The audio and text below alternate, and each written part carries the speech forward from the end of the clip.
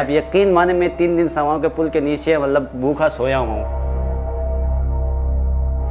ये तो कुछ नहीं, बीच में आके यकीन माने जेब में 10 रुपए भरने के लिए नहीं होते थे। मैं सफदर चौक से जेडीसी तक पैदल जाता था, जेडीसी से खाना लाके खाने के लिए। बचाते हमने एक पिज़्ज़ा का ओवन खरीद लिया छोटा मोटा। ये इसे हालात से गुजर के आज अल्लाह का शुक्र है कि हम यहाँ तक पहुँचे हैं।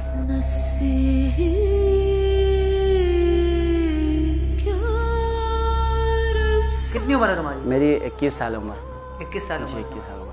21 साल की उम्र में तुम अपना पिज़्ज़ा रेस्टोरेंट बना रहे हो? और तो वेटर कितने रखे हुए तुमने? क्या वेटर तो खैर कोई नहीं है, खुद मैं इस टाइम पे झाड़ू भी मार रहा होता हूँ, मैं खुद सफाई भी कर रहा होता हूँ। हम हर चीज़ ही खुद कर रहे होते हैं। और आज अल्लाह का शुक्र 4 मेरे पास बंदे हैं, 4 मतलब एज ए सपोर्ट के तौर पर हमारे पास बैठे हुए हैं।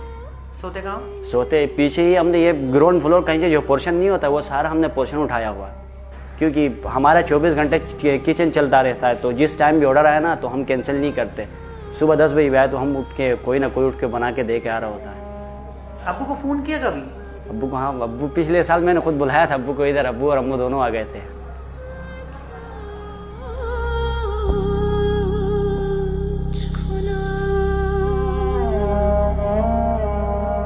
खुश हुए? बहुत खुश हो गए अब्बू।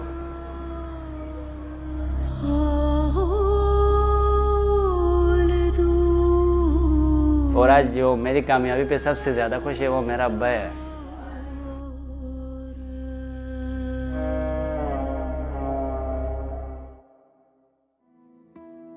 सुहेल, पहले बताओ तुम इस रेस्टोरेंट से पहले क्या करते थे? सबसे पहले तो खैर 2017 को मैं गिलगित से भाग के कराची आया था। भाग के आए थे? क्यों भाग के आए थे? क्योंकि मैं क्लास 8 में फेल हुआ था, तो अब्बा ने मुझे मारे, तो मुझे मतलब यहाँ की अजीब सा फील हुआ। तो कितने पैसे लेकर आए थे? 5000 लेके आया था। 5000 लेके कराची आ गए तुम भाग कर? बिल्कुल। उसके बाद क्या किया? उसके बाद जब मैं कराची पहुंचा सोराब बोर्ड पे मुझे उतारा गया, तो उसके बाद मैं आया समामा तक आने के बाद मेरे पास पैसे ख़त्म हो गए थे। यकीन माने मैं 3 दिन सवाओं के पुल के नीचे मतलब भूखा सोया हूँ। और इसके बाद ये मेरे पास एक छोटा मोबाइल हुआ करता था नोकिया, बेच दिया मैंने 200 रुपये का। बंदा 200 रुपये का कितने दिन खाना खा सके। एक दिन बाईचांस से गिलगित से मेरी मुलाकात हो, उसने पूछा कहाँ क्यों? मैंने कहा यार मैं बल्दिस्तान से, मैं घर से भाग के आया था।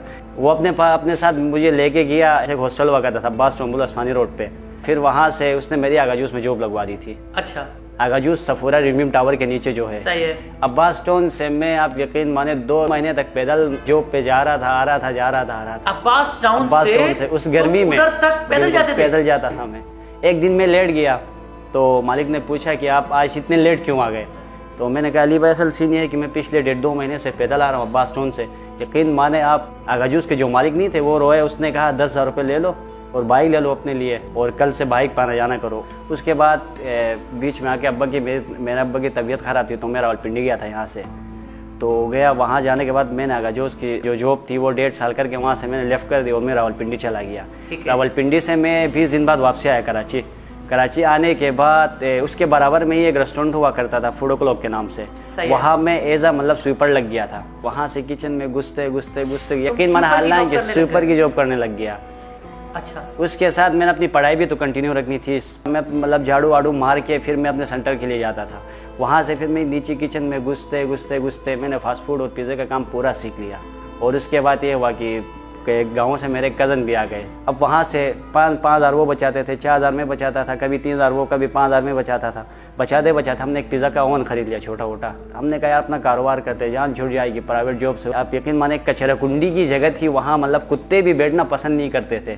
6,000 रुपये में हमने वो जगह उठाई थी किराए पे 6,000 हमने वो जगह उठाई। वहाँ सफाई वफाई करके हमने अपने सफ़र का आगाज़ कर दिया। और करते फिर उसके बाद भी बहुत सारे मुश्किलात, मार्केटिंग के लिए पैसे नहीं हुआ करते थे।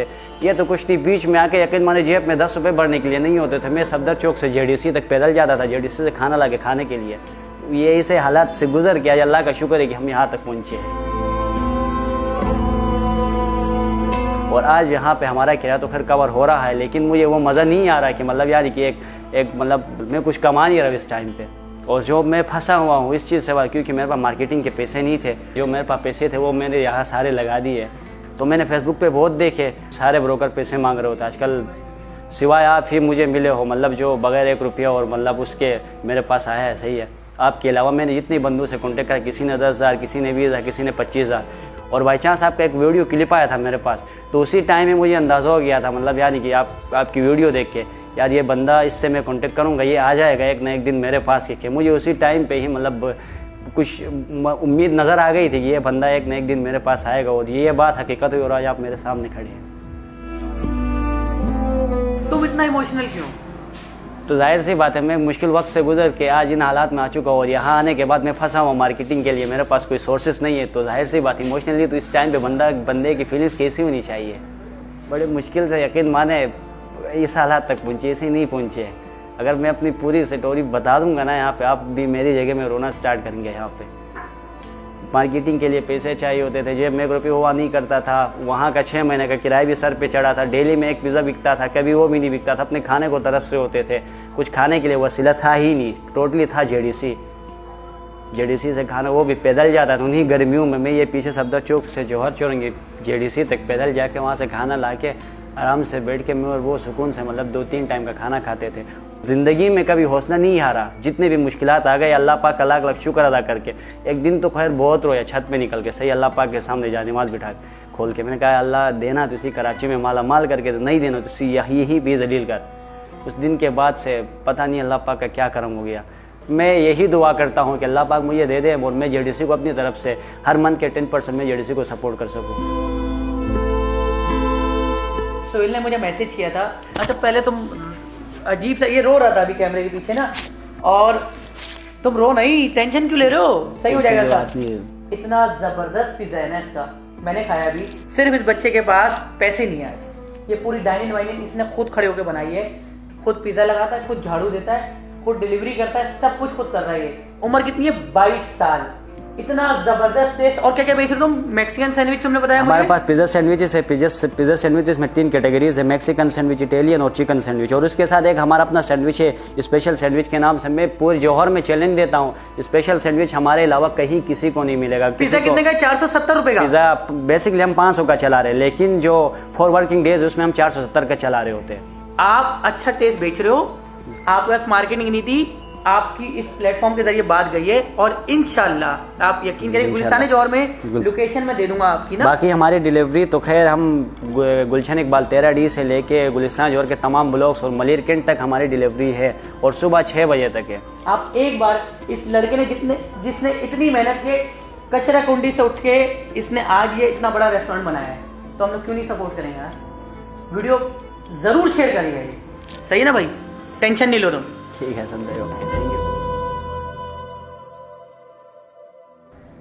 और मेरी थिंकिंग यही है कि मतलब जेडीसी ने जो मुश्किल वक्त में हमारा साथ दिया ना, मैं चाहता हूँ कि मतलब यानी कि मेरे पास 2-4 पैसे आ जाए और मैं अपने हिस्से से देख के महीने के आखिर में जो बच जाए वहाँ से 10% जेडीसी वगैरह उनको मैं सपोर्ट करूँ। मेरी दिल की ख्वाहिश है, बाकी मैं अपने लिए कुछ बचाना नहीं चाहता।